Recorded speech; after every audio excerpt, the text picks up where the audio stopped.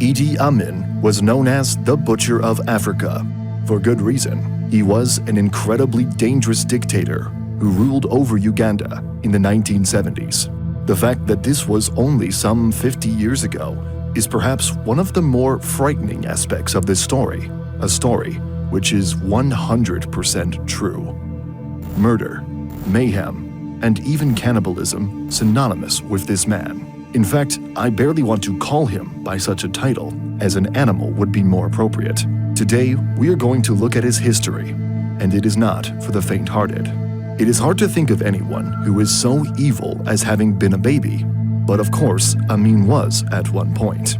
He was born and raised in Uganda, which funnily enough was a country but he claimed to hold in his heart. Perhaps even more curiously, it is the very same country which looks up to him in a rather large proportion. This is due to him being credited for a great number of positive things.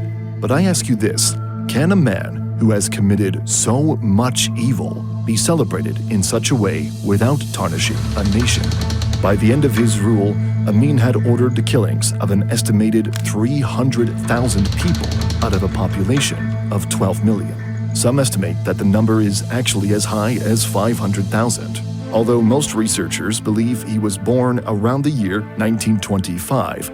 There is no official birth date for this leader. You might find that odd, but once you understand his parentage, things become much clearer. Idi Amin was a member of the Kakwa, which was a tribe indigenous to Uganda, Congo, and Sudan on his father's side, while his mother was of the Lugbara people. Both tribes are considered part of Nubia, which many know better as a rival to the ancient Egyptians. However, these tribes are still in existence, albeit in much lower numbers. It is to be these people that Idi Amin found his foundation and was loyal to throughout his political career. He considered the Nubian race to be a supreme one, and all who opposed it to be the enemy. Like so many stories of people who turn towards the side of evil, this one also begins with a personal hardship. His parents split up during his early years, leaving him with a gaping emotional hole. It was not one that could be filled with education. Amin was enrolled into a Muslim school, but he left shortly thereafter, only ever reaching the 4th grade. It would be easy to think that the lack of education was a downside in his political prowess story. However, quite the opposite is true.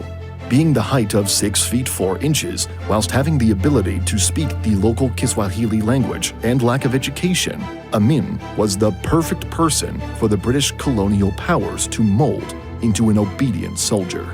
He was quickly snapped up by the equally tyrannical organization where he worked hard to garner the martial qualifications which were most valued by the British. This was because they had ruled Uganda since 1894 and continued to do so during the period of his adolescence.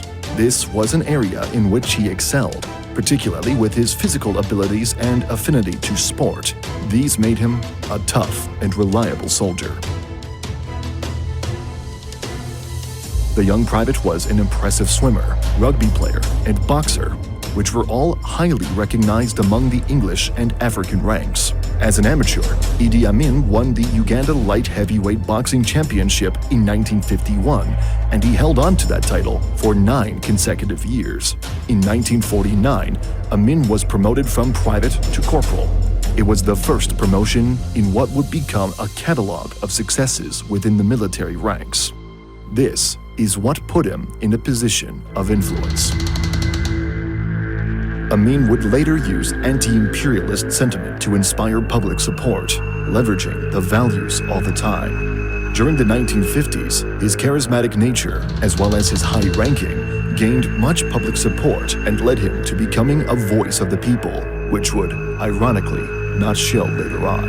In 1962, Uganda gained independence from the United Kingdom, but Amin remained in the military. Over the next few years, he soared through the ranks and took on the title of Major, along with being given the title of Commander of the Ugandan Army. During this time period, he began to use army funds for illicit means, and when the Ugandan president, Milton Obote, became aware of this, it caused Amin to launch the Ugandan coup d'etat. The result? Amin seized power of the country and declared himself president of Uganda. And this is where it all went wrong. Once he placed himself in a position of power, Amin began to gain support from Israel, the Soviet Union, and even East Germany in his attempt to expel Asians from the country. This led to India severing ties with Uganda and withdrawing all support from the country. By 1977, the United Kingdom decided to break ties with Uganda, and Amin used this to only further his reach. He claimed the title Conqueror of the British Empire. As this continued, more unrest could be found through the country. Military rule was established under Amin's command. Various provisions in the Ugandan constitution were suspended, removing countless protections against civilians across the country. Military tribunals were given a place power that allowed them to exist above the system of civil law, ensuring that Amin would be able to live by decree. And live by a decree he did, 30 of them to be exact, most of which caused discomfort and bloodshed across the country. Along with supporters of the former president and those of Asian heritage, Amin was also intent on purging those of Alkali and Lango ethnicity from the country. Over 5,000 Alkali and Lango soldiers were slaughtered. An untold amount of civilians disappeared. The River Nile ran reeked of rot, as it was the common dumping ground for bodies. Even journalists were not exempt from this atmosphere of violence.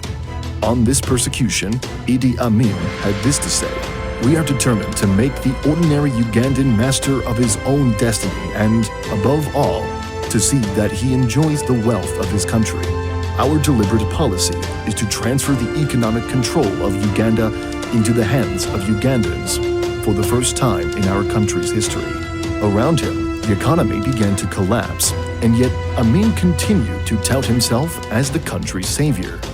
Under Amin's support, the terrorist organization, Operation Entebbe, who were known as hijackers, was able to continue growing. Amin also decided to try and annex the Kagera region from Tanzania, which resulted in an invasion of Uganda by the Tanzanian army. Amin's own need to continue gaining power is what would eventually lead to his downfall. The Tanzanian army joined forces with Ugandan rebels, who were tired of the oppressive and bloody manner in which Amin was ruling. Together, the two forces were able to capture Kampala in 1979, which led to Amin's eventual ousting of power. Rather than an execution, Amin was removed from power and forced into exile. He originally tried to maintain a life in Libya and then in Iraq, but neither country freely allowed him to live there. He eventually found shelter in Saudi Arabia, where he lived until his death in 2003. It was a far kinder death than he gave to many people under his ruling. The life of Idi Amin is not one to be celebrated, but it is one that should not be forgotten.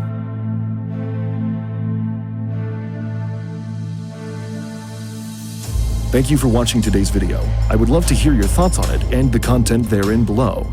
Please remember that if you enjoyed this video or learned something new from it, to leave a thumbs up so that I know to create more content like this. And speaking of content like this, make sure that you subscribe to see other interesting videos. By doing so, you support this channel and everything that it represents.